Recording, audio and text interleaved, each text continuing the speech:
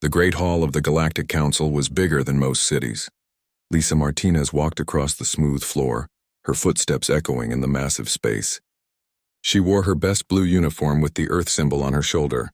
Behind her walked Jake Sullivan and Kate Wilson, both looking straight ahead with calm faces. The 12 alien leaders sat in their tall chairs, looking down at the 3 humans. Each alien was different. Some had blue skin, others had scales or fur. Some had forearms, others had tentacles instead of legs. But they all looked at the humans the same way, like they were looking at something dangerous. The Veltar spokesman stood up. His voice was deep and made a strange humming sound when he talked. After much discussion, the Galactic Council has made its decision. The human species will be removed from the Galactic Union. You have 1 standard year to leave all Union space. Lisa kept her face calm, but inside her heart was beating fast. 300 years of working together. 300 years of helping other species, sharing knowledge and building a better galaxy. Now it was over. The blue-skinned Centaurian leader spoke next. Humans are too quick to fight. You do not follow rules. You make decisions without asking the Council first. This makes you dangerous to peace in the galaxy. Jake's jaw got tight, but he did not speak. Kate put her hand on her tablet and typed something quickly. Lisa knew she was taking notes for the Earth government. Another alien, one with 6 eyes and green skin, continued talking. The recent event in the Kepler system shows why humans cannot stay. You were told not to get involved in the mining crisis. You were told to let the Zephyrians handle their own problems. But you went anyway.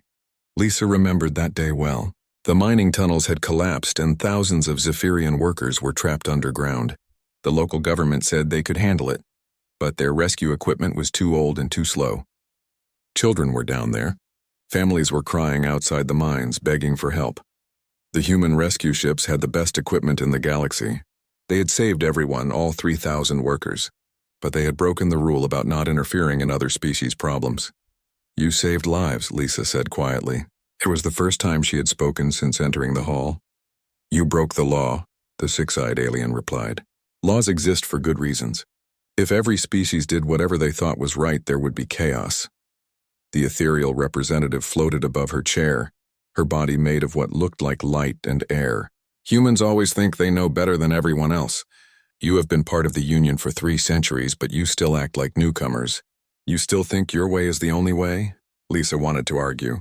She wanted to list all the things humans had done for the galaxy, the medical research that had saved millions of lives, the technology that made space travel safer, the rescue missions that had saved entire planets, the schools they had built on poor worlds, the food they had shared during famines, but she knew it would not matter.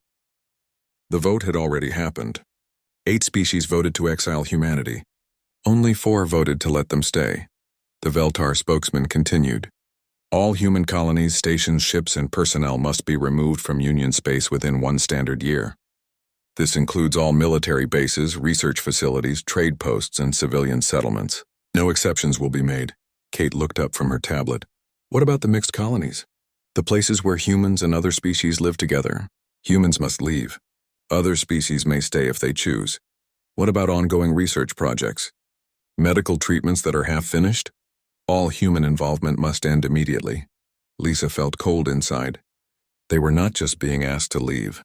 They were being erased. 300 years of civilization, gone. Jake finally spoke. And our trade agreements? The mutual defense treaties? All canceled immediately. The Union will not recognize any agreements with humanity after today.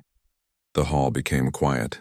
Lisa could hear the soft breathing of the aliens and the quiet hum of the building's air systems. She looked at each council member, remembering the times she had worked with them. The Centaurian who had asked for help during the plague on their homeworld. The ethereal who had come to Earth to study human art. The Veltar who had shared their technology to help humans build better ships. All of that friendship, all of that history meant nothing now. Lisa stood up straighter. We understand. Humanity will comply with the Council's decision. We will begin evacuation procedures immediately. The aliens looked surprised. They had expected anger. They had expected arguments and threats. Some of them had prepared speeches about why the decision was fair and necessary. Instead, Lisa picked up her papers and walked toward the door. Jake and Kate followed her without saying a word. Their footsteps echoed in the huge hall as they left. Outside in the corridor, alien reporters were waiting with cameras and microphones. They pushed forward, asking questions in a dozen different languages. Ambassador Martinez, how do you feel about the exile? Will humanity fight this decision? What will Earth do now? Lisa stopped and faced the cameras. Her voice was calm and professional. Humanity respects the Council's decision. We will begin withdrawal procedures immediately. We thank the Galactic Union for 3 centuries of cooperation. That was all she said. No angry words about unfairness. No threats about what humanity might do alone. No begging for another chance.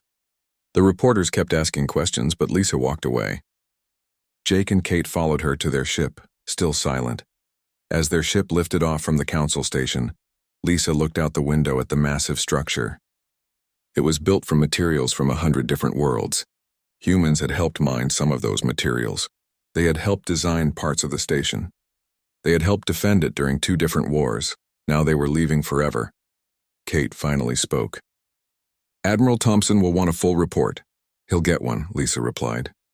Tell him to start the evacuation plans. We have work to do.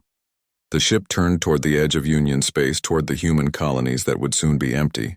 Behind them, the Council station grew smaller until it disappeared among the stars. The message reached every human settlement in the galaxy at the same time.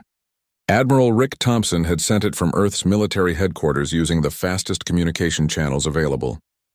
The words were simple and clear. Evacuation order effective immediately. All human personnel and civilians must leave Union space within 12 months. Comply with dignity. On the mining world of New Alaska, Foreman Carl Davis read the message twice before calling his crew together. 200 human miners worked the deep shafts, extracting rare metals that powered half the galaxy's starships. The mines had been human-operated for 60 years. Pack everything, Carl told his workers. Tools, equipment, personal items. Everything we brought here, we take with us. The miners asked questions. Where would they go? What about their homes? What about the alien workers they supervised? Carl had no answers yet. He only knew they had to leave. The same scene happened on dozens of worlds. Space stations, research labs, trade centers, and colonies all received the same order. Humans began packing their lives into cargo, containers and transport ships, Steve. Clark was an engineer who managed the Meridian Trade Hub. The massive station was the size of a small moon and handled trade between 12 different species. Steve had worked there for 15 years, helping design the complex systems that moved goods through space. The station's alien administrators called a meeting the day after the evacuation order arrived. They sat around a large table in the main conference room. The Veltar station commander, Threshka, looked worried. The humans built most of this station's important systems, Threshka said. The cargo routing network, the docking computers, the security systems. How do we run this place without them? Steve had brought technical manuals and computer files to the meeting. He spread them across the table. Everything is documented. The Centaurian engineers should be able to learn the systems in a few months. The Centaurian chief engineer, Boltra, looked through the files. His blue face turned darker blue, which meant he was confused. These systems are very complex. They connect to each other in ways I do not understand. How long will it take to train replacement engineers? Maybe 6 months, Steve replied. The systems were designed to be flexible. They adapt to changing trade routes and cargo types automatically. That makes them complicated to understand at first, but Steve knew it was worse than 6 months. The systems were not just complex. They were built the way humans thought. They anticipated problems that had not happened yet. They found solutions that other species would not think of. They broke rules when breaking rules made things work better. On the farming world of New Geneva, Bill Hansen walked through his wheat fields one last time. The golden grain waved in the artificial breeze created by the planet's weather control system. This wheat could grow in poor soil and needed very little water. It had fed 3 star systems for 20 years. Bill's alien neighbors came to say goodbye. The Zephyrians who lived in the valley below his farm brought gifts of carved stones. The ethereal family who helped tend the weather system brought flowers that glowed with soft light. Will you take the seeds with you? Asked Keltha, the Zephyrian elder. Bill shook his head. The seeds are designed for human genetic patterns. They might not work right for other species. Better to let the fields return to their natural state. But that was not the whole truth. The wheat was designed to work with human farming methods. It needed soil treatments that humans understood instinctively. It required timing that matched human work patterns. Without humans to tend it, the wheat would probably die within a year. At the Aurora Medical Center, Dr. Helen Price was training her replacement, a Centaurian doctor named Felmar. The medical center served 6 different species and was famous for treating diseases that other hospitals could not cure. The key to multi-species medicine is flexibility, Helen explained as they walked through the wards. Each species reacts differently to treatments. Sometimes you have to combine medicines in new ways. Sometimes you have to invent completely new treatments. Felmar took careful notes. But surely there are standard procedures for each disease. Helen stopped at a patient's bed. The patient was a young ethereal whose light was dim and flickering. This child has a condition we have never seen before. The standard treatments did not work. So we tried something new, a combination of Zephyrian neural stimulants and human-designed nanomedicine. It saved her life. How did you know to try that combination? Helen thought for a moment. We did not know. We guessed. We experimented. We took risks. That is what humans do when standard methods fail. Felmar looked uncomfortable. But what if the experiment had harmed the patient? Then we would have tried something else. The important thing is never to give up. As the months passed, the evacuation continued with quiet efficiency. Humans dismantled their creations carefully, leaving behind only empty buildings and basic infrastructure. They took their innovations with them. On the research station in the Helix Nebula, physicist Lisa Grant was shutting down experiments that had taken 10 years to set up. The station studied gravitational waves in the nebula's gas clouds. The research had led to breakthroughs in faster-than-light travel. The alien scientists who would replace the humans watched nervously as Lisa powered down the equipment. "Are you sure we can restart these experiments?" asked Vexti, a Veltar physicist. "The equipment will work fine," Lisa replied. "But the experiments themselves require constant adjustment. The gravitational fields in the nebula change every few hours. You have to modify the sensors continuously to get useful data." "How often do the modifications need to be made?" "Sometimes every few minutes. Sometimes you have to change the entire experimental approach in the middle of a test run. It depends on what the data tells you." Vexti's tentacles curled with worry. Veltar scientists were excellent at following proven procedures, but they did not like making quick changes to complex experiments. News reporters from across the galaxy came to document the human evacuation. They expected to find angry protests, bitter speeches, or desperate pleas to stay. Instead, they found humans working quietly and professionally to pack up 3 centuries of civilization. Centaurian reporter named Zikla interviewed Captain Danny Brooks as he prepared to shut down the last human research station in Union space. "Are you angry about being forced to leave?" Zikla asked. Danny continued loading equipment onto his ship. "The Council made their decision. We respect that decision. But do you think it is fair?" Danny stopped working and looked at the reporter. "Fair is not the right question. The question is what humans will do next. We have always been good at starting over." The evacuation ships left Union space every day. Long convoys of cargo vessels and passenger transports headed toward the galaxy's outer rim, where humans would build new colonies far from the Galactic Union. As the final ships crossed the border into empty space, the aliens they left behind began to realize what they had lost. It was not just the humans themselves. It was the human way of thinking. The willingness to try new things. The refusal to accept that any problem was impossible to solve. The galaxy was about to learn the difference between following instructions and thinking for yourself. 6 months after the last human ship disappeared beyond the galactic rim, life in the Union continued as normal. Trade routes operated on schedule. Diplomatic meetings happened every week. The council members congratulated themselves on removing a troublesome element from their peaceful civilization, but problems began appearing. Like cracks in a wall, the first crisis happened in the Kepler mining system, where humans had once performed their controversial rescue. The Zephyrian government had rebuilt the collapsed tunnels using their traditional methods. Everything seemed fine until a support beam failed in the deepest shaft. Mining Director Takvor stood at the edge of the collapsed tunnel, watching his rescue teams struggle with their equipment. The drilling machines were too slow. The support systems could not handle the unstable rock formations. 300 workers were trapped nearly 2 miles underground. "How long until we reach them?" Takvor asked his chief engineer. At this rate, maybe 8 days, the engineer replied. The rock is harder than we expected. Our drills keep overheating. Takvor remembered the human rescue equipment that had worked so well 6 months earlier. Those drills had been smaller but faster. They had cooling systems that worked in any conditions. Most importantly, the human rescue teams had known how to modify their equipment when standard procedures failed.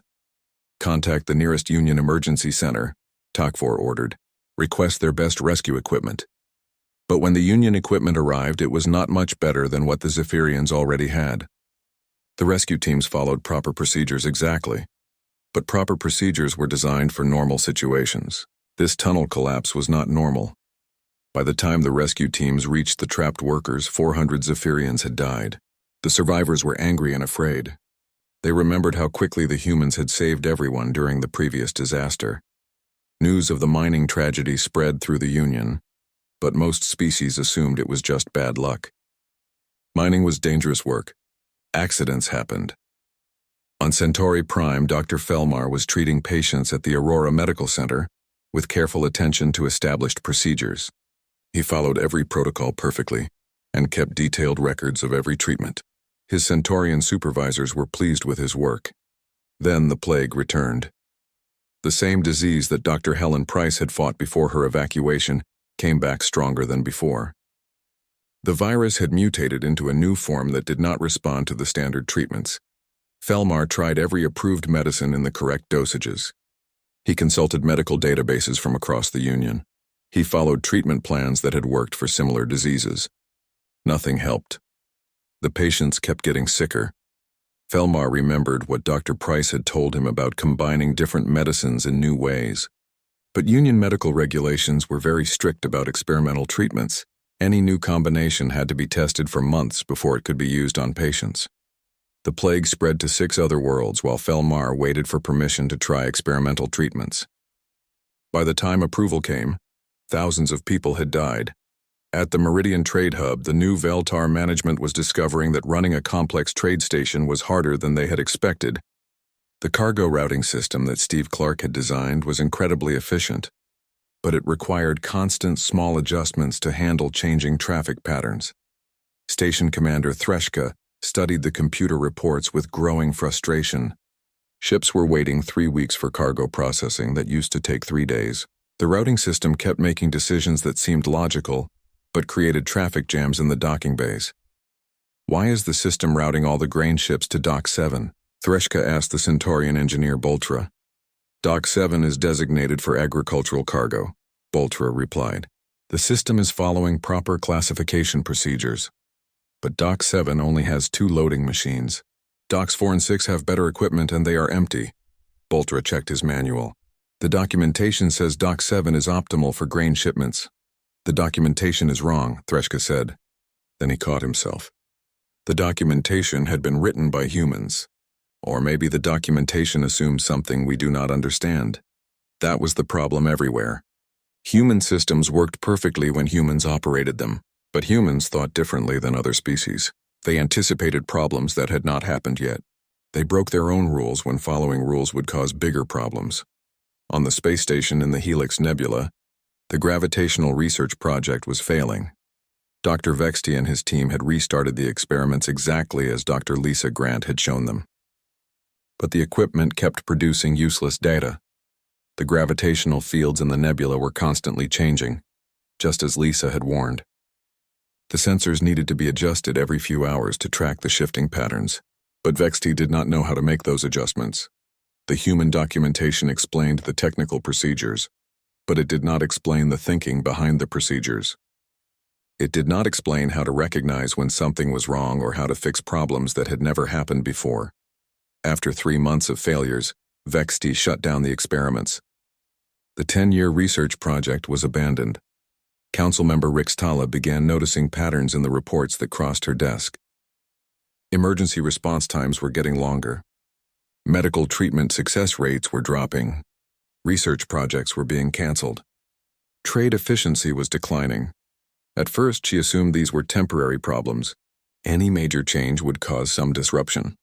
The Union would adapt and improve, but the problems were getting worse, not better.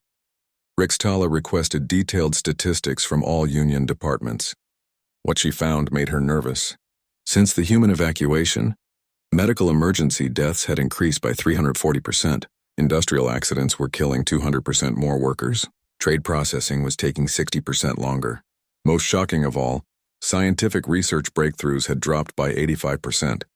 She brought her concerns to the next council meeting. The other members listened to her report with skeptical expressions. "These numbers must be wrong," said the ethereal representative. "Correlation does not mean causation. The human departure cannot be responsible for all these problems."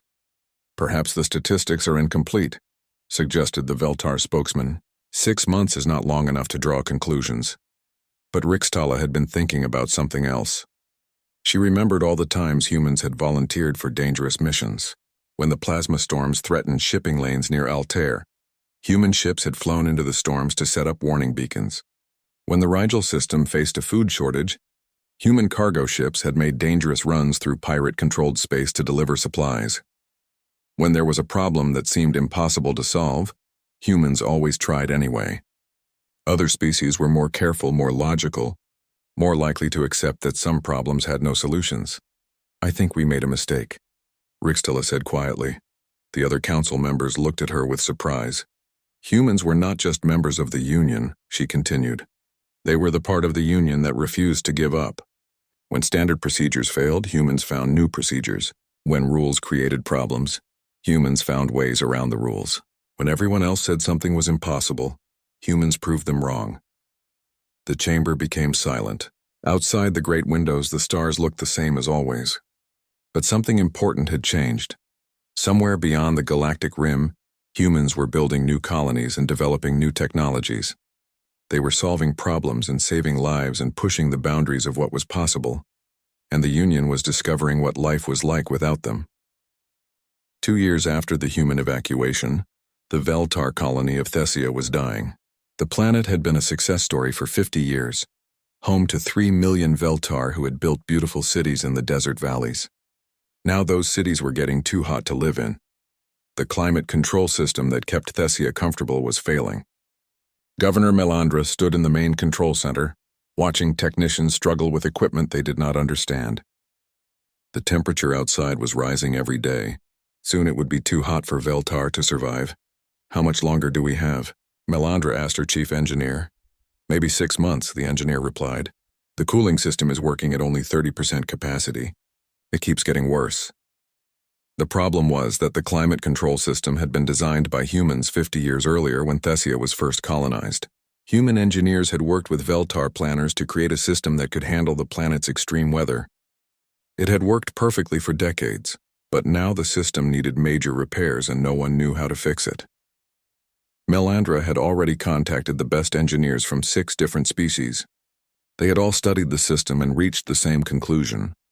It was too complex, too integrated, and too specifically human in its design philosophy for anyone else to repair. The Centaurian engineers said the control algorithms were too adaptive. The ethereal technicians complained that the system made too many assumptions about operator behavior. The Zephyrian specialists admitted they could not understand why the system worked at all. "The humans built this like they build everything," one Centaurian engineer had explained. "It anticipates problems that have not happened yet. It adjusts itself based on environmental changes that other systems would ignore. It breaks its own rules when following those rules would cause failures." In the Union capital, emergency sessions of the Galactic Council produced nothing but arguments. Various species blamed each other for not preserving human technical knowledge. Others argued that humanity should have provided better training before leaving. "This is exactly the kind of problem we expected," declared Councillor Vashati. Humans made themselves essential on purpose. They designed systems that only they could maintain. It was a form of control. Rixtala felt her patience disappearing. "Did we ask them to design systems we could maintain? We gave them 1 year to evacuate 300 years of civilization. They left completely, efficiently, without argument. What exactly were you expecting?" "They could have simplified their systems before leaving," Vashati replied. "They could have provided better documentation. They could have trained more replacement engineers." "In 1 year?" Rixtala asked. "While being told they were unwelcome and dangerous?" While packing up their entire civilization, you are asking them to have been more helpful while we were throwing them out. The argument continued for hours, but it did not help the people of Thessia. Every day, more Veltar families left the planet as the temperature rose. The beautiful desert cities were becoming uninhabitable. But beyond the galactic rim in the human settlement of New Terra, Dr. Lisa Grant was having her best year as a medical researcher. Free from union regulations and bureaucratic oversight, she had developed 3 new treatments for genetic disorders that affected human children. The latest breakthrough had come just that morning. A rare condition that caused children to lose their sight could now be cured with a simple injection. Lisa had discovered the treatment by combining techniques she had learned from working with Centaurian neural medicine and ethereal energy manipulation. The freedom to experiment is incredible, Lisa told her research partner Dr. Mike Ross. No committees to approve every test. No months of paperwork for each new approach. We can try ideas as soon as we think of them. Mike nodded as he reviewed her test results. This treatment would have taken 5 years to approve in Union space. How long did it take us to develop it? 6 weeks, Lisa replied. And that included time to test it thoroughly. On the industrial world of New Pittsburgh, engineer Mike Johnson was designing mining equipment that could adapt to any planetary conditions. His new drilling machines learned from each job they performed. They modified their own cutting patterns based on rock density. They adjusted their power output to match local gravity conditions. These designs would have been illegal in Union space, Mike told his design team. Too adaptive, too unpredictable. The safety regulations required that machines operate exactly the same way every time. His assistant, engineer Carol White, looked at the test results. But these machines are actually safer than Union-approved equipment. They prevent accidents by adapting to dangerous conditions instead of ignoring them. That is the difference, Mike said. Union regulations were designed to prevent known dangers. Human equipment is designed to handle unknown dangers. Back in Union space, the crisis was spreading. The Helix Nebula Research Station had been abandoned when gravitational fluctuations made it too dangerous to operate. 3 mining worlds had suffered major accidents when old safety systems failed. The Meridian Trade Hub was operating at less than half capacity, as shipping delays mounted. Most disturbing of all, 17 smaller species had begun migrating toward human space. They were leaving the Union quietly, without formal declarations or diplomatic protests. They simply packed up their ships and headed for the galactic rim where humans were accepting immigrants and offering opportunities. The Akari were a peaceful species who specialized in agricultural research. They had tried to continue their work after the humans left, but Union regulations made it almost impossible to develop new crop varieties. In human space, they heard, agricultural researchers could experiment freely and share their discoveries immediately. The Novan were master craftsmen who built beautiful artwork from exotic materials. Union trade regulations had become so complex that Novan artists could barely sell their work between star systems. Human colonies welcomed artists and helped them find customers across the galaxy. The Keth were explorers who mapped dangerous regions of space. The Union considered their work too risky and had restricted them to safe, well-known areas. Human settlements wanted to explore new territories and needed experienced guides. Council member Rix Tala presented her final report to an emergency session of the Galactic Council. The statistics were undeniable and terrifying. Overall Union prosperity had declined by 30%. Scientific advancement had slowed to pre-human levels. 17 species had emigrated to human space. Most damning of all, the remaining species were struggling with basic problems that humans had solved decades earlier. We made a fundamental error in judgment, Rixtala concluded. We confused human methods with human character. Yes, humans were aggressive, unpredictable, and willing to break rules, but they were aggressive in defending the weak. They were unpredictable because they refused to accept that any problem was unsolvable. They broke rules to save lives and improve conditions for everyone. The debate that followed lasted for days. Some counselors insisted that the Union could learn human techniques given enough time. Others argued that the current problems were temporary and would resolve themselves. A few suggested that humanity had deliberately created dependencies to maintain control. But deep in the Rim territories, Ambassador Lisa Martinez was receiving a steady stream of communications. Not from the Galactic Council, but from individual species and organizations, mining companies requesting human consultation, Medical centers asking for research partnerships, even some council members sending private messages through intermediaries. The requests were getting more desperate. The Thessia crisis had made headlines across the Union. Other colonies with human-designed systems were starting to panic. Trade organizations were begging for help with logistics problems. Medical facilities wanted human doctors to train their staff in adaptive treatment methods. Captain Jake Sullivan, now commanding the Human Defense Fleet, reviewed the intelligence reports with interest.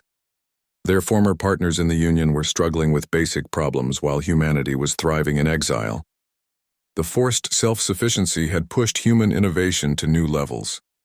They are starting to realize what they lost, Jake told Admiral Thompson during their weekly strategy meeting. The question is whether they are ready to admit it, Thompson replied, and whether we are ready to help them after what they did to us. When the first official communication from the Galactic Council finally arrived, it was addressed to Ambassador Martinez and marked as urgent. The message was carefully worded, full of diplomatic language about preliminary discussions and possible future cooperation. Martinez read the message aloud to her cabinet. The room was quiet for a long moment as everyone considered the implications. "What should we tell them?" asked Admiral Thompson. Martinez smiled, remembering the dignified silence of their departure 2 years earlier. "We tell them we will consider their request, just like they considered our 3 centuries of service to the galaxy." She set the message aside and returned to the reports from New Terra, New Geneva, and the dozen other thriving human colonies. The galaxy had taught humanity a hard lesson about belonging and acceptance, but in exile humanity had learned something more valuable. They did not need anyone's permission to be extraordinary. 3 years after the Exodus, the Galactic Union faced its worst crisis in over 1,000 years. The Thessia colony had gone completely dark 6 months earlier. Evacuation ships had rescued most of the population, but 3 million Veltar had lost their homes when the climate control system finally failed completely. Now 18 other colonies with human-designed infrastructure were requesting emergency evacuations. The Union's carefully maintained civilization was crumbling one system at a time. Ambassador Lisa Martinez stood on the observation deck of the human space station orbiting New Terra, watching construction ships build new habitat modules. The station was already 3 times larger than when they had arrived in the Rim territories. Human colonies were growing faster than anyone had expected. A communication alert chimed softly. Martinez walked to the command center where her aide, Captain Laura Wright, was monitoring incoming messages. "Another one from the Union," Laura reported. "This time it's from the Thessia survivors. They're asking if we would consider helping them rebuild their climate systems." Martinez looked at the message without opening it. It was the 15th such request this week. Mining companies, medical centers, research institutions, and individual colonies were all sending private communications to human settlements. None of them were going through official Union channels. "What about the Council's official position?" Martinez asked. "Still no formal communication from the Council itself," Laura replied. "Just these individual requests." On the planet below, New Terra was becoming a showcase of human innovation freed from bureaucratic constraints. Dr. Lisa Grant's Medical Research Center had become famous throughout the Rim territories for treatments that seemed impossible to other species. Her latest success was a therapy that could repair genetic damage in any species, something Union medical science had declared theoretically impossible. Engineer Mike Johnson's adaptive technology was transforming mining operations across human space. His self-modifying equipment could handle any planetary conditions and actually became more efficient the longer it operated. Mining accidents in human territory had dropped to almost zero. Most impressive of all, human colonies were accepting refugees from throughout the galaxy. The 17 species that had emigrated from Union space were thriving in human territory. They had found something they had lost in the Union, the freedom to innovate and take risks. The Akari agricultural researchers had developed crop varieties that could grow in environments that had seemed barren. The Novan artists were creating sculptures that combined traditional techniques with human material science. The Keth explorers were mapping star systems that other species had considered too dangerous to approach. But the real revolution was in how these species worked together. Human colonies encouraged collaboration between different species without requiring approval from central authorities. If an Akari farmer and a Novan artist wanted to work together on a project, they could start immediately. If a Keth explorer and a human engineer had an idea for better navigation equipment, they could build it and test it within days. In Union space, such cooperation required permits, committees, and months of bureaucratic review. Council member Rix Tala was preparing her final report when news arrived that changed everything. The Helix Nebula Research Station, abandoned for over a year, had become a navigation hazard. The gravitational manipulations that humans had used to maintain stable research platforms were destabilizing without constant maintenance. Worse, the gravitational distortions were spreading. Space lanes that had been safe for centuries were becoming dangerous. Ships were being pulled off course by unexpected gravitational fields. 3 cargo vessels had been destroyed when they encountered gravitational shears that appeared without warning. How long until the distortions affect the main shipping routes? Rixtala asked the Union's chief scientist. Maybe 6 months, the scientist replied. The gravitational effects are expanding in all directions. Eventually they will make the entire nebula region impassable. Rixtala felt cold inside. The Helix Nebula contained the most important trade routes between the core worlds and the outer colonies. If those routes became impassable, the Union's economy would collapse. Can we fix the problem? The scientist looked uncomfortable. The human physicists who designed the original gravitational controls are the only ones who truly understand the system. We have tried to develop solutions, but our approaches keep making the problem worse.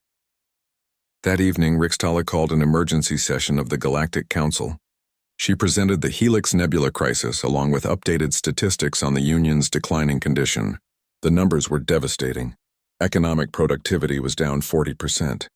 Scientific research had slowed to levels not seen since before humanity joined the Union. 23 species had now emigrated to human space. Most shocking of all, surveys showed that citizens in remaining Union worlds were increasingly unhappy with their government's performance.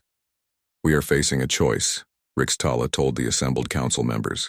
We can continue pretending that we are better off without humans, or we can admit that we made a mistake and ask for their help. Councillor Vashati stood up angrily. Asking for help would be admitting that we cannot govern ourselves. It would make us look weak to every species in the galaxy. We are weak, Rixtala replied. The Thessia crisis proved it. The Helix Nebula crisis proves it. Our declining economy proves it. Pretending otherwise will not solve our problems. The ethereal representative floated higher above her chair. But what if the humans refuse to help? What if they demand concessions we cannot accept? Then we will know where we stand, Rixtala said. But if we do not ask, we will lose everything anyway. The debate continued for hours, but eventually the reality of their situation became undeniable. The Union needed human help to survive. The vote was closer than Rixtala had hoped. 7 in favor of requesting assistance, 5 opposed. The official message to humanity was carefully crafted to avoid admitting mistakes while still requesting help. It spoke of mutual cooperation and shared challenges and opportunities for renewed partnership. Ambassador, Martinez read the message in her office, on New Terra Station, while Admiral Thompson and Captain Sullivan listened. When she finished, the room was quiet for a long moment. They still do not understand what they did, Thompson said finally. They are asking for help without apologizing for throwing us out, Sullivan added. Martinez set the message down and looked out the window at the busy construction activity around the station. Human space was thriving. New colonies were being established every month. The refugee species were contributing innovations that pushed human technology even further ahead. Send a reply, she told her aide. Tell them we appreciate their message and will consider their request. Schedule a meeting for 3 months from now. 3 months? Sullivan asked. The Helix Nebula crisis will be much worse by then. Yes, it will, Martinez replied. And maybe by then they will be ready to have an honest conversation about what they really want and what they are willing to offer in return. Over the following weeks, more desperate messages arrived from Union space. The Helix Nebula distortions were expanding faster than predicted. 2 more colonies with human-designed systems had failed. The economic decline was accelerating as trade routes became unreliable. But Martinez did not rush to respond. Humanity had learned patience during their exile. They had learned that being needed was not the same as being respected. When the 3-month deadline arrived, the Union's situation had become critical. The Helix Nebula trade routes were completely impassable. Economic activity had ground to a halt in 6-star systems. The Council was facing the worst crisis in Union history. Rixtala led the Union delegation to the meeting. As her ship approached New Terra Station, she was amazed by what she saw. The human settlement was enormous, bustling with activity from dozens of different species. Ships from across the galaxy were arriving with goods and passengers. "This looks more prosperous than the Union capital," her aide observed. Rixtala nodded grimly. "That is because it probably is." The meeting took place in a conference room overlooking New Terra's main city. Ambassador Martinez greeted the Union delegation politely but without warmth. Admiral Thompson and Captain Sullivan flanked her, their expressions neutral. "Thank you for coming," Martinez said. "We understand the Union is facing some challenges." Rixtala took a deep breath. "We need your help. Our systems are failing. Our economy is collapsing. We were wrong to exile humanity." Martinez nodded. "We appreciate your honesty. What exactly are you proposing?" "Partnership," Rixtala replied. "Renewed cooperation. Humans could return to Union space as full members." "With the same rights we had before?" Thompson asked. "Of course." Sullivan leaned forward. "Including the right to intervene when we see people in danger? The right to break rules when those rules would cause harm?" Rixtala hesitated. Those were exactly the behaviors that had led to humanity's exile. But without them, humans would not be able to solve the Union's problems. "Yes," she said finally. "We understand now that those qualities were not flaws. They were exactly what made humans valuable partners." Martinez smiled for the first time during the meeting.